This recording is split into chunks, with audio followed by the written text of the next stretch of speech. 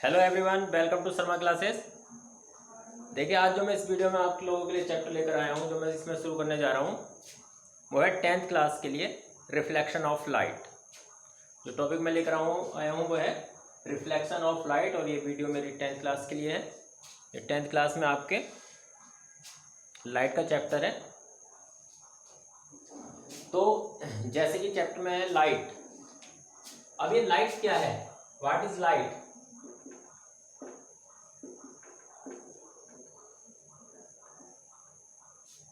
Light क्या है? Light क्या होता है? तो light is a form of energy. Light क्या होती है? लाइट इज ए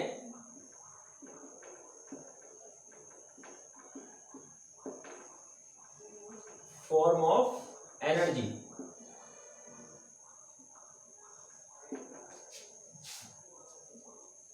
लाइट क्या होती है? लाइट एक एनर्जी की फॉर्म है। लाइट भी क्या है? एनर्जी की फॉर्म है। Due to which we can see the object all around us. जिसके कारण क्या होता है, हम अपने चारों तरफ जितने भी ऑब्जेक्ट हैं उन सब ऑब्जेक्ट्स को हम देख सकते हैं। तो क्या होता है? Light is a form of energy due to which we can see the objects all around us. जितनी भी हमारे चारों तरफ चीजें हैं, सबको हम है ना ड्यू टू लाइट, इसकी वजह से देखते हैं, इसके कारण से देखते हैं। चाहे वो हमारे आसपास में रखी हुई चेयर हो, टेबल हो, ठीक है, आप क्लासरूम में बैठे हो, बोर्ड हो सामने, मैंने बोर्ड पे कुछ लिखा हुआ है, ये सब हो, सब ये ना ड्यू टू लाइट, लाइट की वजह से दिखाई देता है। तो देखिए क्या है, ये लाइट एक एनर्जी की फॉर्म है जिसके कारण हम अपने आसपास की सभी चीजों को देखते हैं। ठीक है, ये भी कह सकते हैं कि light is a form of energy which create sensation in our eye due to which we can see the objects. अब ये हमें सब चीजें दिखाई कैसे देती हैं? इस समय ना कुछ चीजें तो ऐसी होती हैं जिसमें अपनी खुद की लाइट होती है, और कुछ ऑब्जेक्ट्स ऐसे होते हैं जिनमें अपनी लाइट नहीं होती है। जिन ऑब्जेक्ट्स में अपनी लाइट होती है उन्हें बोलते हैं हम ल्यूमिनस ऑब्जेक्ट्स। क्या कहलाते हैं वो? ल्यूमिनस ऑब्जेक्ट्स, जिनमें अपनी लाइट होती है। और जिनमें अपनी लाइट नहीं होती है वो क्या कहलाते हैं? Non luminous object. तो luminous and non luminous object. Luminous object क्या बताया मैंने? जिनमें अपनी खुद की लाइट होती है वो होते हैं ल्यूमिनस ऑब्जेक्ट्स।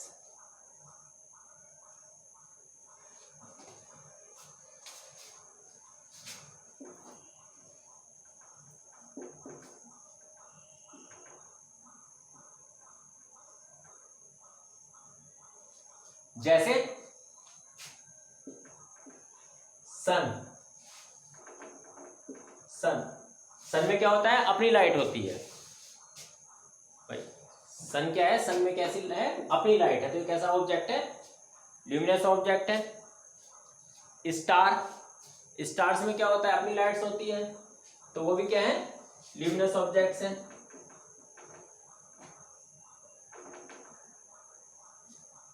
इसके अलावा और क्या हो सकते हैं?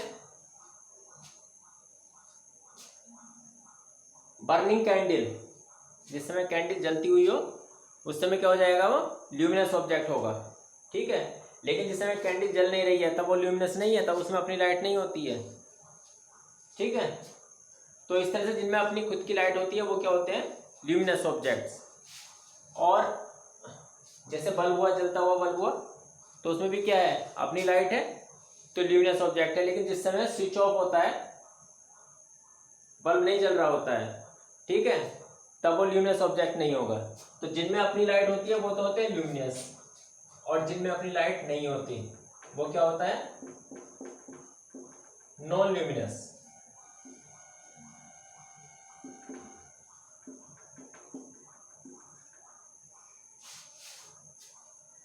जैसे मैंने अभी कुछ एग्जाम्पल दिए थे, हम क्लासरूम में बैठे हुए हैं, तो टेबल, चेयर, बेंच, बोर्ड, ये सब क्या है? नॉन ल्यूमिनस ऑब्जेक्ट्स हैं। ठीक है, इनमें अपनी लाइट नहीं है। नॉन ल्यूमिनस ऑब्जेक्ट क्या होते हैं? ये जो ल्यूमिनस ऑब्जेक्ट हैं उनकी लाइट की हेल्प से हमें दिखाई देते हैं। अब किस तरह से दिखाई देते हैं? जब इन ऑब्जेक्ट्स पर लाइट गिरती है तो इन ये जो नॉन ल्यूमिनस ऑब्जेक्ट्स होते हैं इनसे लाइट रिफ्लेक्ट होकर हमारी आंखों तक पहुंचती है, और वो जो लाइट होती है जो रिफ्लेक्ट होकर हमारी आंख के पास में आई, उससे ड्यू टू दिस लाइट हम ऑब्जेक्ट्स को देखते हैं। ठीक है,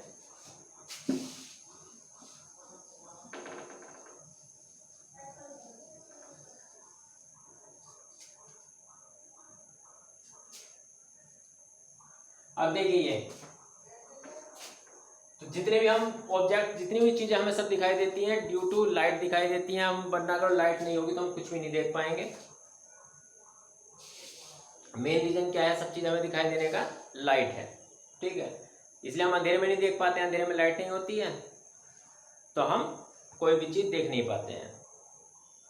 अब लाइट होने पर हम देखते कैसे हैं? अभी मैंने बताया कि लाइट रे किसी भी ऑब्जेक्ट पर गिरती है। अभी क्या बताया था इसमें कि we can see the object due to light. हम ऑब्जेक्ट को किसकी वजह से देख सकते हैं? लाइट की वजह से। ठीक है, अब या तो उस ऑब्जेक्ट में अपनी लाइट हो, ठीक है, उसकी अपनी लाइट हो यानी ल्यूमिनस ऑब्जेक्ट हो। सन है उसमें अपनी लाइट है उसकी, तो हम वो हमें वो दिखाई देता है। स्टार है उसमें अपनी लाइट है वो हमें दिखाई देता है। बल्ब जल रहा है उसमें अपनी लाइट है वो हमें दिखाई दे रहा है। या जो नॉन ल्यूमिनस ऑब्जेक्ट हैं वो तब दिखाई देते हैं जब उन पर कोई लाइट गिरती है और उनसे वो लाइट रिफ्लेक्ट होकर हमारी आंखों तक पहुंचती है, तब हमें वो दिखाई देते हैं। ठीक है, तो यानी क्या हुआ कि हमें सब ऑब्जेक्ट किसकी वजह से दिखाई देते हैं? लाइट के रिफ्लेक्ट होने की वजह से, या उनकी अपनी सीधे लाइट हमारी आंखों पर आ रही हो। तो इसमें क्या आता है? रिफ्लेक्शन। अब ये रिफ्लेक्शन होता क्या है?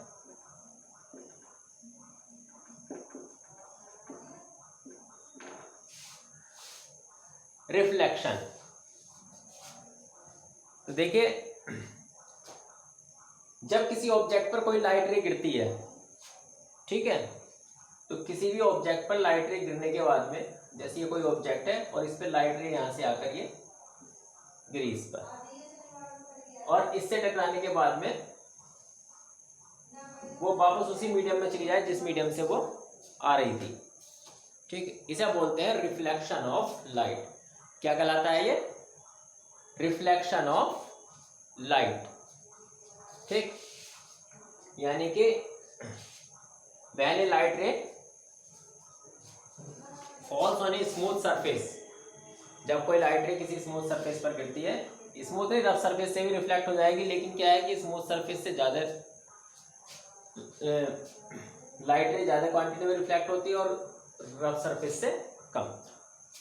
तो जब किसी सरफेस पे लाइट रे गिरती है, अगर वो लाइट रे गिरने के बाद में वापस उसी मीडियम में चली जाए जिस मीडियम से वो आ रही थी, तो वो क्या कहलाती है? रिफ्लेक्शन ऑफ लाइट कहलाता है। अब देखिए क्या हुआ? रिफ्लेक्शन। तो इस तरह से क्या हुआ? रिफ्लेक्शन। रिफ्लेक्शन हुआ द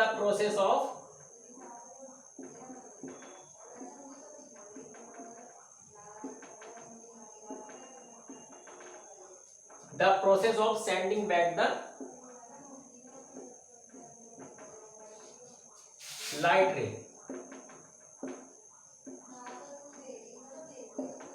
यानी कि लाइट रे को वापस भेजने का प्रोसेस। जब भी किसी सरफेस से लाइट रे आके टकराती है और टकराकर वापस जाने का जो प्रोसेस होता है उसे क्या बोलते हैं? Reflection of light. ठीक है, जैसे मैंने अभी बताया जो स्मूथ सरफेस होंगे उनसे मोर लाइट रिफ्लेक्ट होगी, एंड जो स्मूथ सरफेस होंगे उनसे लेस क्वांटिटी में लाइट रे रिफ्लेक्ट होंगी। सॉरी, जो रफ सरफेस होंगे, रफ सरफेसेस होंगे उनसे लेस क्वांटिटी में लाइट रे रिफ्लेक्ट होगी। ठीक है, स्मूथ सरफेस से मोर क्वांटिटी में और रफ सरफेस से स्मॉल क्वांटिटी में लाइट रे रिफ्लेक्ट होगी। अब देखिए इसमें भी क्या होता है? अब आता है हमारा reflection. Reflection through smooth surface. अब इसमें है ना टोटल हम करते कैसे हैं? देखिए जैसे कोई हमारी ये स्मूथ सरफेस है, सपोज प्लेन मिरर ले लिया हमने और उस पर कोई लाइट रे इस तरह से आकर टकरा रही है, ठीक है, तो वापस इसी मीडियम में चली जाती है जिस मीडियम से वो आ रही थी। और अगर हम इस वाली रे को, ये जो आने वाली रे है, ये कहलाती है रे ऑफ इंसिडेंस।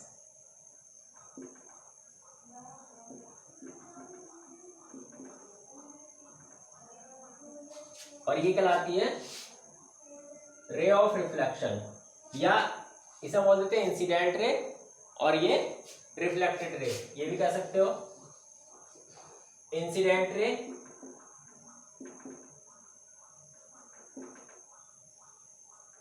और ये रिफ्लेक्टेड रे।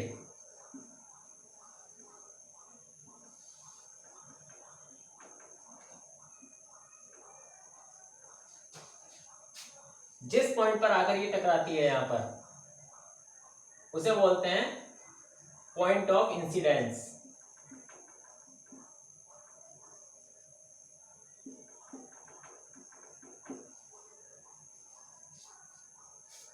और अगर हम इस पॉइंट ऑफ इंसिडेंस पर इस सरफेस से 90 डिग्री का एंगल बनाते हुए लाइन ड्रा करते हैं, तो ये कहलाता है नॉर्मल। क्या कहलाता है ये? नॉर्मल। तो जो रे आती है, आने वाली इंसिडेंट रे, जिस पॉइंट पर टकराई वो पॉइंट ऑफ इंसिडेंस, और जो वापस जाने वाली रे होती है, टकराकर वापस जो जाती है, उसे बोलते हैं रिफ्लेक्टेड रे। और इस पर पॉइंट ऑफ इंसिडेंस पर जो हम 90 डिग्री का एंगल बनाते हुए लाइन ड्रा करते हैं, इसे बोलते हैं नॉर्मल। ये होता है। अभी हमने इसमें लिखा रे।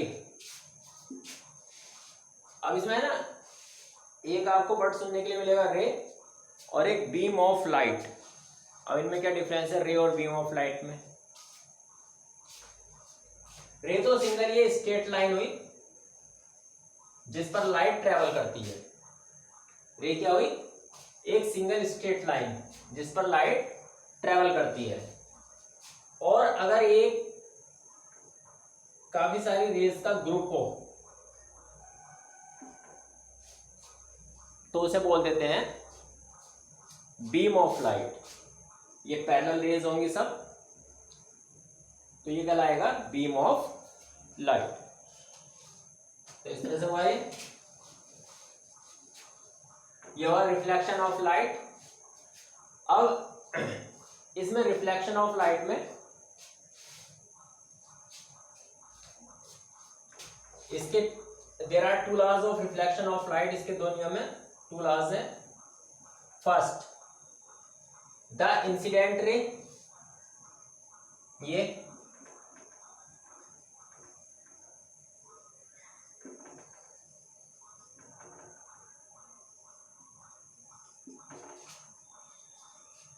normal at the point of incidence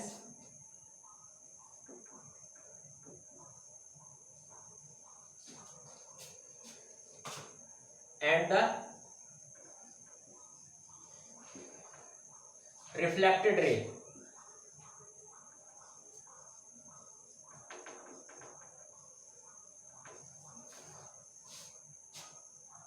ठीक है, लाई इन सेम प्लेन। क्या होगा? Lie in same plane.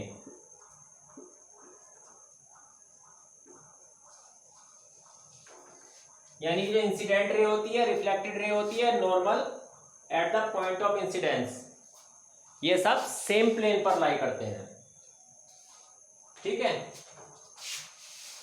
और जो इसका सेकंड लॉ है,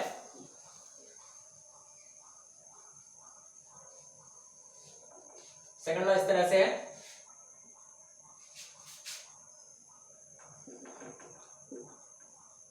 angle of incidence is always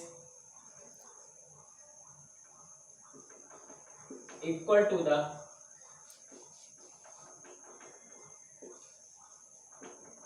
angle of reflection.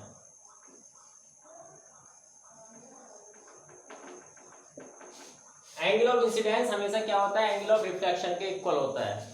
अब इसमें कौन सा एंगल है, एंगल ऑफ इंसिडेंस, और कौन सा रिफ्लेक्शन है? तो ये जो इंसिडेंट रे और नॉर्मल के बीच में जो एंगल बनता है ये होता है एंगल ऑफ इंसिडेंस, और हम इसे आई से रिप्रेजेंट करते हैं। क्या होता है ये, एंगल ऑफ इंसिडेंस, और हम इसे आई से रिप्रेजेंट करते हैं।